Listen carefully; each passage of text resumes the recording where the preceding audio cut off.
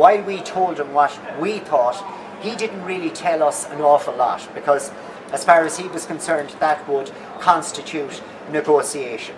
A few things he did say that stuck out were that he would enter the negotiations in a non-aggressive manner.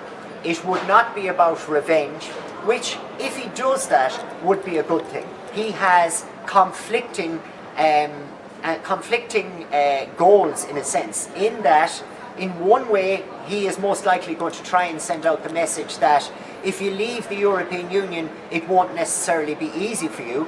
And I would imagine his audience there would be someone like Marine Le Pen, who wants a less close relationship between France and the European Union. And will that cloud his judgment when he looks at Ireland, who do need a good deal for Britain because of our relationship and our land border with Britain that we will have, or with the UK, after Brexit takes place. So he has the difficult job, and he has the quandary of who is he going to be more concerned about.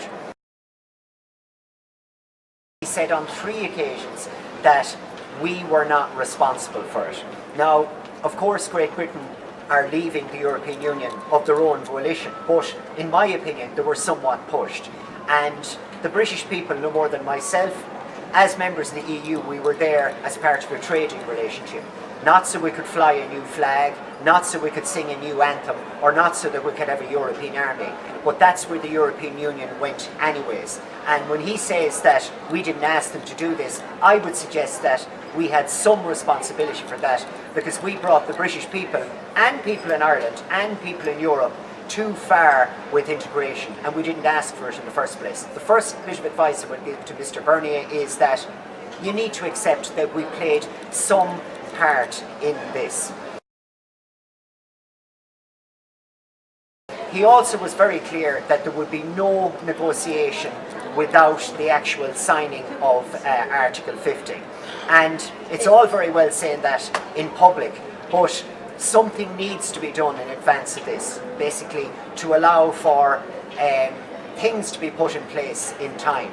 And in many negotiations, and in particular, you look at the problems in Northern Ireland, people said they weren't negotiating, but they were negotiating behind the scenes.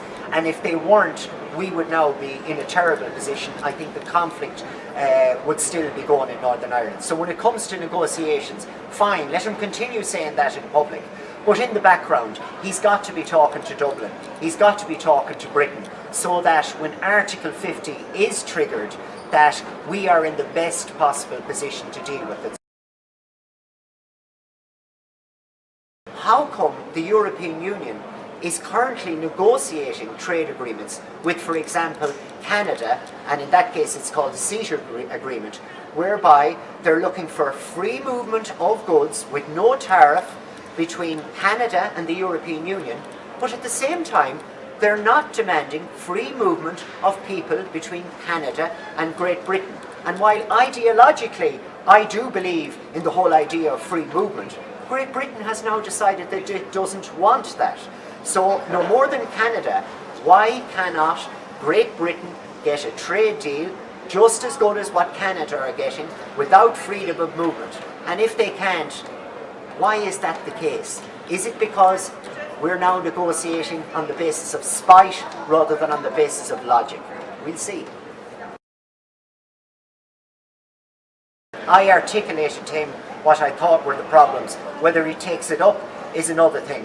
Whether he takes into consideration the fact that Marine Le Pen may grow in France, his own country, if Britain gets a good deal. Whether he weighs that up and thinks it's not worth his while to do something for Ireland, time will tell. But that was my opening gambit on it, and I made it clear what we want. If he's thinking of the EU 27 and he accepts that we are one of those, he has to take everything into account, and Ireland has to get a good deal out of this. The result of this will tell us something, and it will tell us something very important. And it will tell us how important are Ireland to the EU? How important is the peace process to the EU? How important is our trading relationship with the UK to the EU? And is it more important than maybe squabbles in Mr. Barnier's homeland. And at the end of this negotiation, whether we get a good deal or a bad deal, who knows? Obviously, I'm hoping for a good deal. But there is one thing we will definitely find out. We will find out what is important to the EU.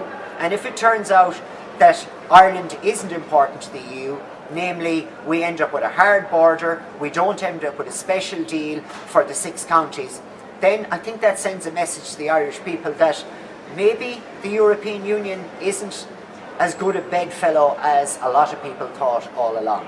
But that's all in the future, and we've got to wait and see on that.